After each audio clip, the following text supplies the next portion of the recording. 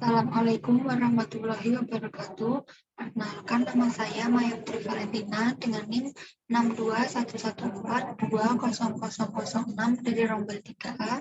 Di sini saya akan mempresentasikan filsafat ilmu dalam olahraga dengan mata kuliah filsafat olahraga.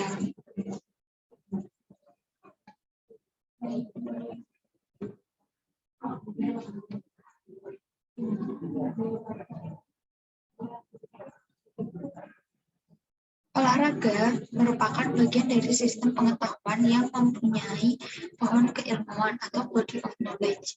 Secara kefilsafatan menunjukkan karakter yang unik, komprehensif.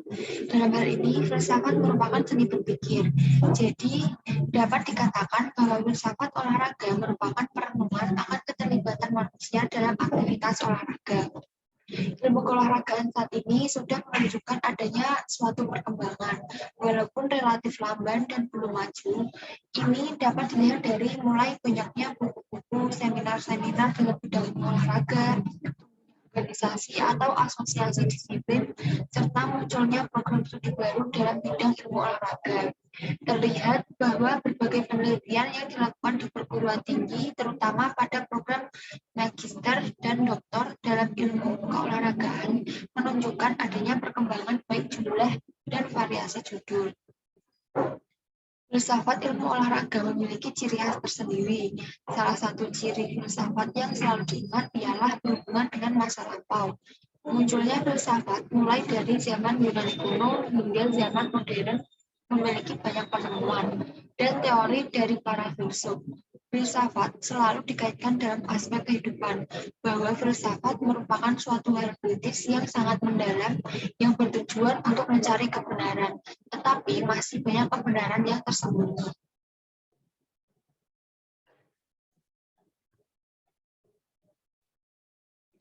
Dan filsafat. Filsafat adalah usaha untuk memahami atau mengerti dunia dalam hal makna dan nilai-nilainya. Filsafat berusaha untuk menjawab pertanyaan tentang asal mula dan sifat dasar alam semesta, tempat manusia hidup, serta apa yang merupakan tujuan hidupnya. Jadi, filsafat ini berusaha untuk menyatukan hasil-hasil ilmu dan pemahaman tentang moral, estetika, dan agama.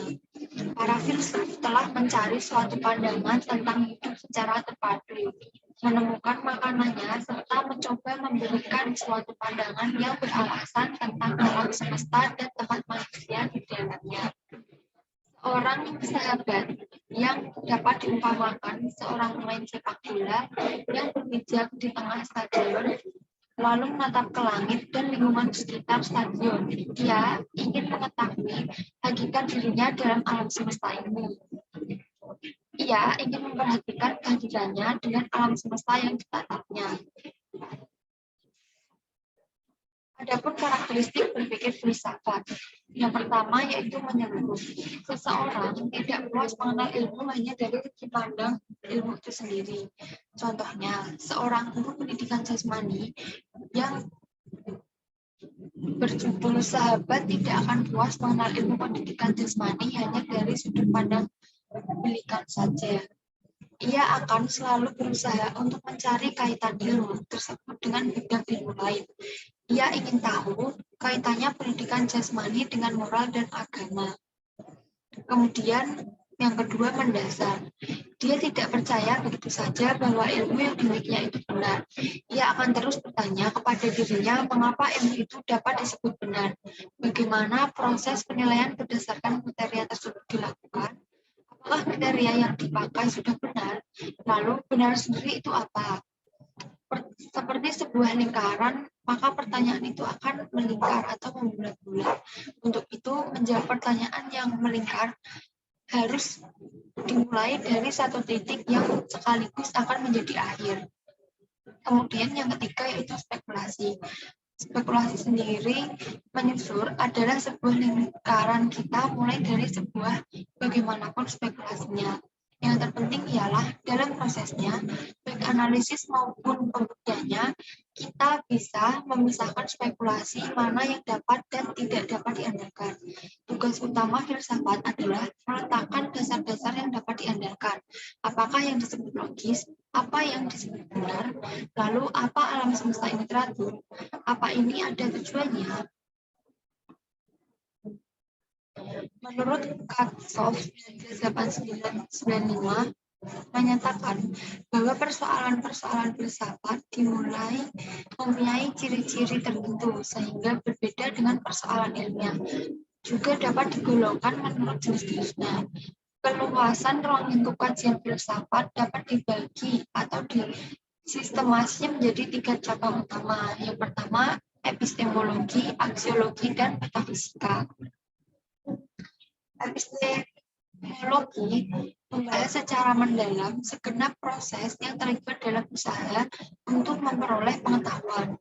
Ini berkaitan dengan metode keilmuan dan sistematika ilmu. Metode keilmuan merupakan suatu prosedur yang mencakup berbagai tindakan pikiran, pola kerja, cara teknis, dan tata langkah untuk memperoleh pengetahuan baru atau mengembangkan yang telah ada. Kemudian aksiologi, ilmu membahas tentang manfaat yang diperoleh manusia dari pengetahuan yang didapatnya.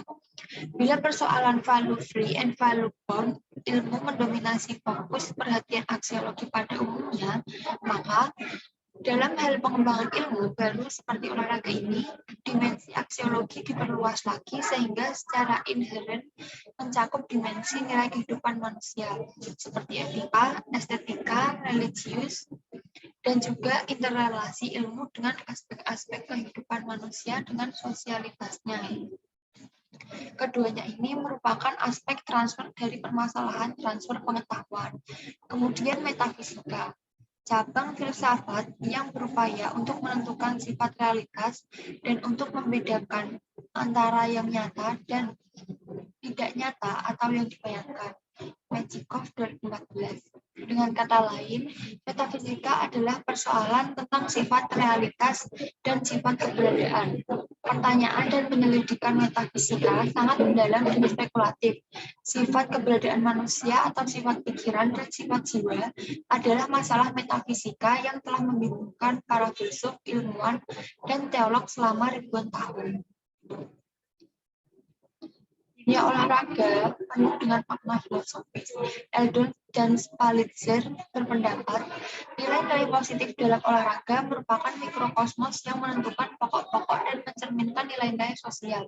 Dalam filsafat ilmu, tidak dapat dipungkiri bahwa berfilsafat merupakan manifestasi kegiatan intelektual yang telah meletakkan dasar-dasar paradigmatik bagi tradisi dalam kehidupan masyarakat ilmiah. Filsafat ilmu menjadi landasan yang berkaitan dengan pengetahuan dan dikaji secara empiris. Permasalahan dan kondisi pendidikan saat ini, khususnya bidang ilmu keolahragaan, merupakan suatu kesatuan konteks yang berhubungan dengan pendidikan yang menjadi hal utama pada aktivitas dalam bermasyarakat. Aktivitas kehidupan dalam bermasyarakat selalu mewariskan dan mengembangkan adat istiadat dan kehidupan sosial melalui proses pendidikan. Maka untuk itu dibutuhkan landasan dasar dalam berpikir secara ilmiah untuk proses pembinaan. Syarat dalam ilmu pengetahuan tentang filsafat olahraga di antaranya yaitu objek material dan objek formal. Sebagaimana halnya filsafat ilmu dengan bidang-bidang lainnya. Objek material, filsafat ilmu olahraga merupakan objek yang dijadikan sasaran atau pemikiran atau objek yang dipelajari atau diselidiki oleh suatu ilmu. Objek material yang merupakan ilmu pengetahuan itu sendiri yang telah disusun secara sistematis yang nantinya akan dipertanggungjawabkan kebenarannya. Kemudian objek formal filsafat ilmu olahraga. Objek formal filsafat ilmu olahraga merupakan sudut pandang dan cara memandang yang dimana setiap ilmu pasti berbeda dalam objek formalnya. Objek formal dapat dikatakan metode atau cara yang digunakan untuk menarik kesimpulan. Contohnya, objek materialnya adalah manusia. Hal ini dapat ditinjau dari berbagai sudut pandang sehingga terdapat beberapa ilmu yang mempelajari tentang manusia, misalnya ilmu pendidikan, antropologi, psikologi, dan lainnya. Kesimpulannya, olahraga merupakan dari bagian sistem pengetahuan yang mempunyai pohon keilmuan atau body of knowledge secara kefilsafatan menunjukkan karakter yang unik dan komprehensif. Penjelasan tentang konsep olahraga hingga tuntas tidak akan berhasil diperoleh karena definisi olahraga mengalami perubahan seiring dengan perubahan sosial dan pengaruh iptek. Konsep dalam filsafat ilmu olahraga terhadap pendidikan menjadi petunjuk arah sebagai kebijakan, yang dimana filsafat ilmu olahraga dan pendidikan tidak dapat dipisahkan, sebab di dalam filsafat mengandung hal-hal yang seharusnya dilaksanakan dalam praktik pendidikan. Manfaat dalam belajar filsafat pendidikan lebih ke arah manfaat teoritis, agar peserta didiknya terbiasa mengkritisi dan merefleksinya. Sekian presentasi dari saya. Apabila ada kesalahan kata, mohon dimaafkan dan semoga bermanfaat. Wassalamualaikum warahmatullahi wabarakatuh.